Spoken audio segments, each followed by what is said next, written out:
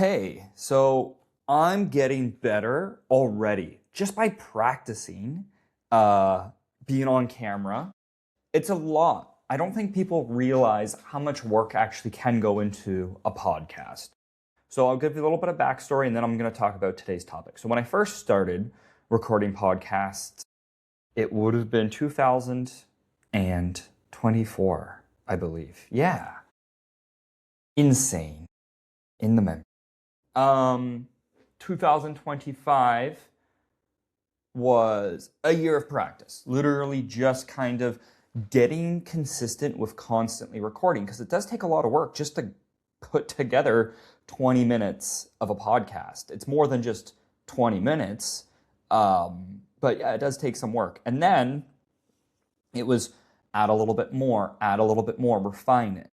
If I had gone from just starting to record podcasts to this step, it would have been way too much. I had to scale it up. I had to scale up the habits. I had to scale up the investment. I had to make sure that it was good enough to invest, 20 bucks a month into software and a $50 webcam and a $200 microphone and my time and energy and effort. On top of that, and this has to do with today's topic, it's compounded. Now that I have over 250 episodes in my back pocket, probably each episode being on average 20 minutes, I'm a lot better at it, right? And I still have a long ways to go.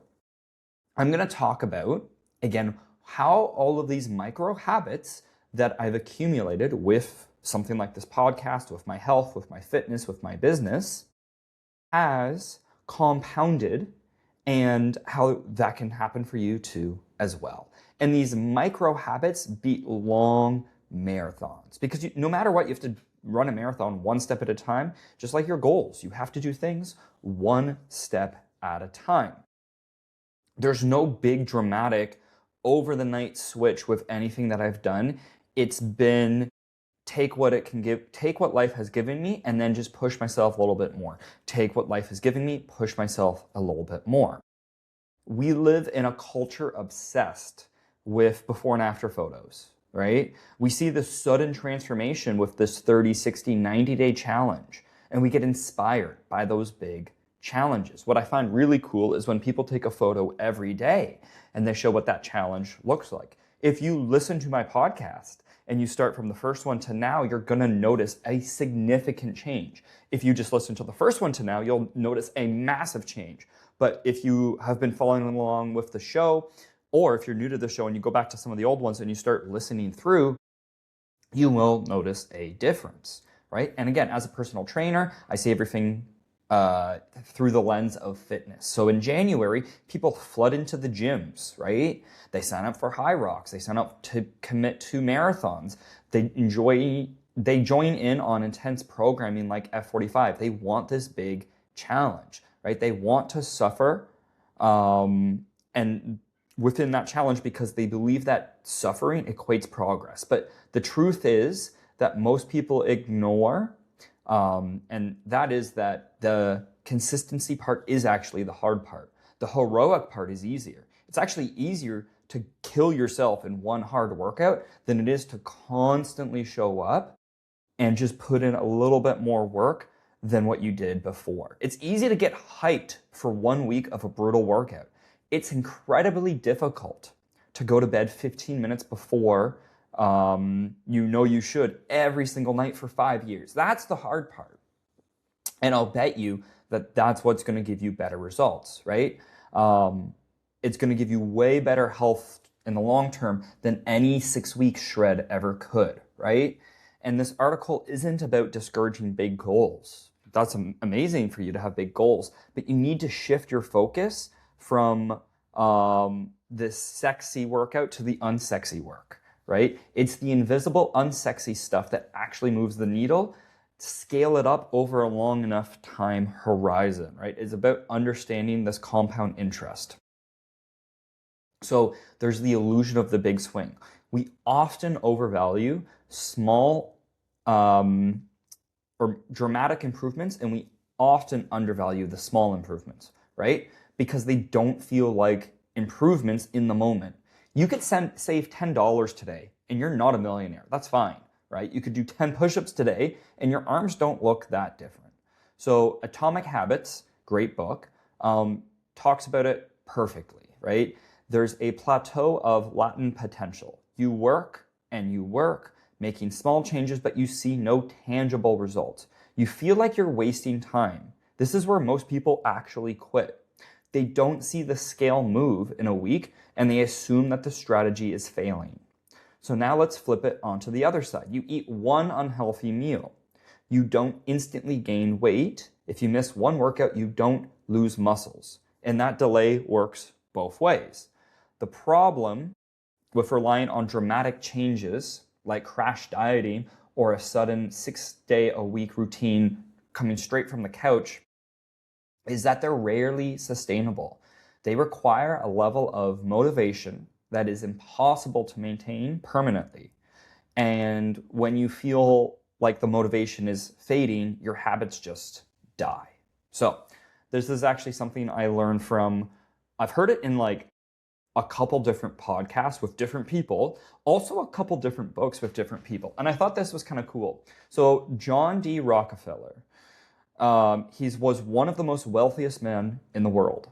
He didn't build Standard Oil into this massive company, and he did do risky bets, but he was also obsessed with efficiency and small costs. So there's this story that goes around, and I thought this was kind of cool. So he asked this factory manager, how many drops of solder does it use to seal a can of kerosene? And he's like, well, it takes 40 drops. And Rockefeller's like, okay, cool.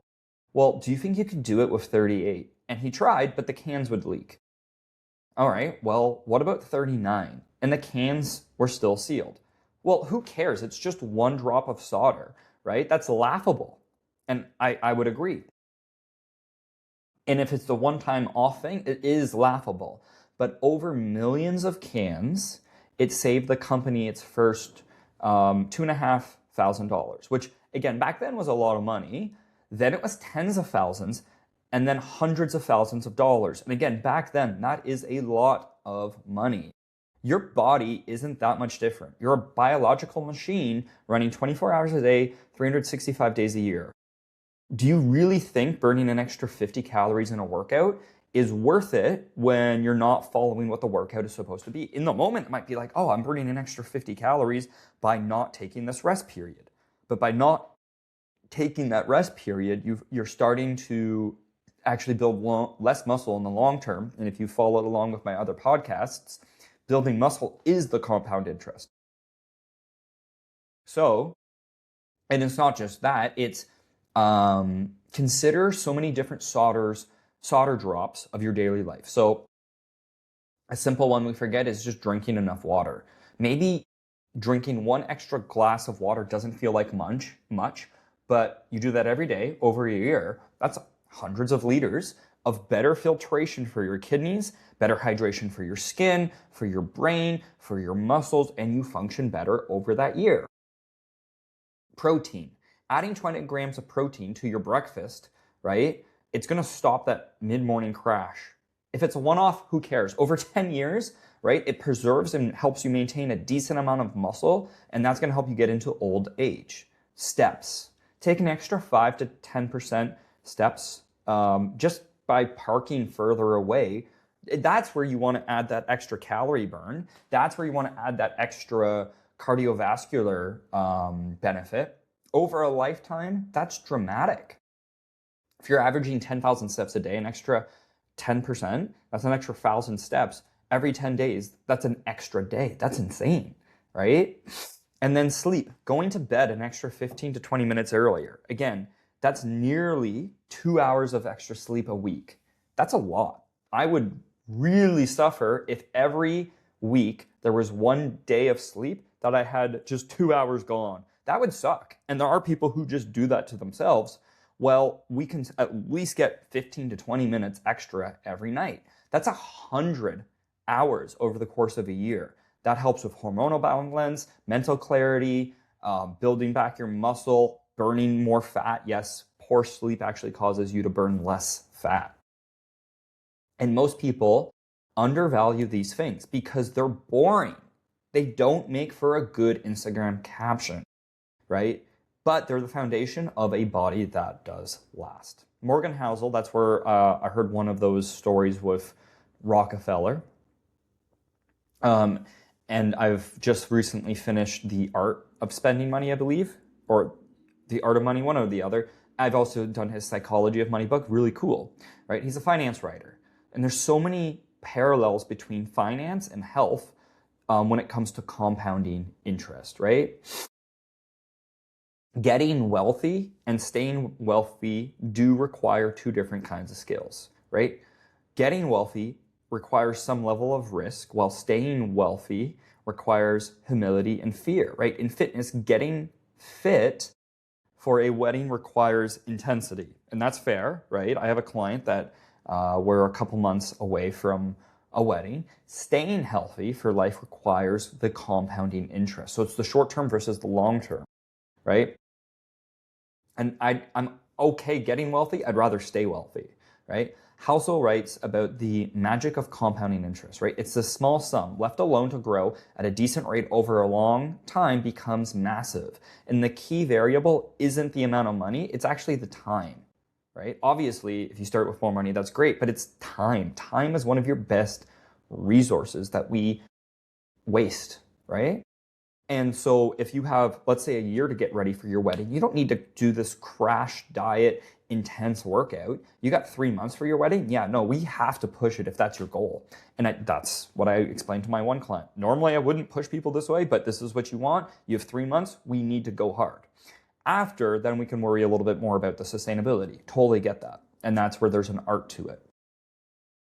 Health is on the same curve, right? The interest you earn from just a 10-minute mobility session isn't visible on Tuesday. But when you're 70 and you can tie your own shoes, play with your grandkids, and you see that your peers are pretty immobile, you're cashing in on that compound interest. And there's a positive feedback loop, right? That's a beautiful approach to this, is that momentum creates more momentum, which creates more momentum. When you try a massive overhaul of your life and fail, right, you damage your self-trust. You prove to yourself that you can't stick to anything, and that's obviously bad. When you commit to something small, like doing a single set of bodyweight squats while your coffee brews, that's pretty simple to do. How do you do that? Put a sticky note on your coffee. And then when you do it long enough, you're just going to remember to do that. You win. And then you prove to yourself that you can keep this promise. And then you do it a little bit more. And then you do it a little bit more. And then you do it even more. So action is you sleep 15 more minutes now. The result, you feel less groggy. The recognition, wow, I actually do feel a little bit better now that I've been getting that extra 15 minutes a day. So you decide, well, maybe I can add an extra 10 minutes to walk right after lunch because I have the energy. And you feel better, so you move more, so you sleep better. And that's the opposite. I have this term, it's a downward spiral of gravity. It's an upward spiral, right? And that's great. And that spiraling of success doesn't start with this marathon. It starts with a 15-minute dedication decision. And why do we resist this small stuff that makes a big change, right? If there's such big changes, well, why don't we use them? It's a lack of signaling. So no one applauds you for drinking an extra cup of water, right? We are social creatures who crave validation. A marathon medal gives us so much more validation, right? It's a strong signal to the tribe that we're strong and that we're capable. A glass of water is invisible. No one is going to applaud you for that. I will, but no one else will. And it's boring, right? There was a Chinese weightlifting coach, and he was asked, what's the difference between a gold medalist at the Olympics for weightlifting and someone who just goes to the Olympics? And he said, the person who can do the boring stuff more and not get bored.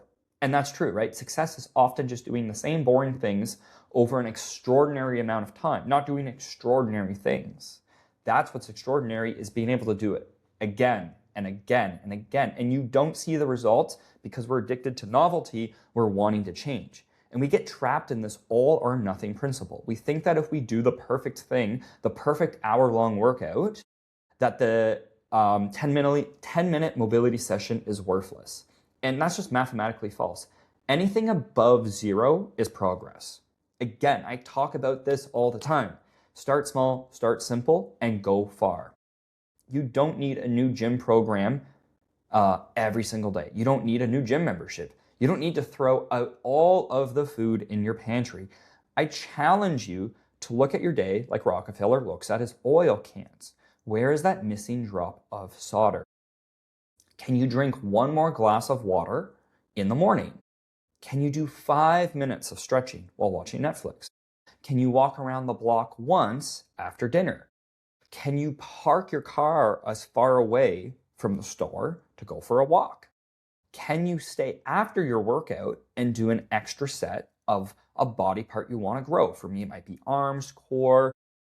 Can you spend an extra 2 minutes in your warm-up doing that hip drill that you know you need to do?